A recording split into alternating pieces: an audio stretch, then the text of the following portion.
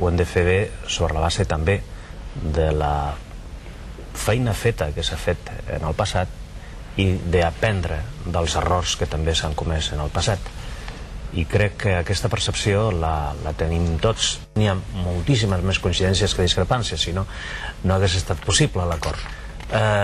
Que per aquestes es trobarà una solució en el sentit dels interessos del país, els interessos de Catalunya i dels catalans per damunt dels interessos de les formacions polítiques que conformaran el govern.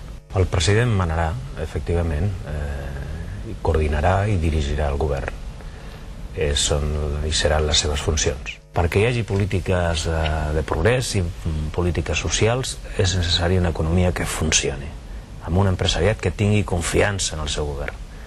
I jo estic absolutament convençut de que l'empresariat dintre d'un temps tindrà menys desconfiances.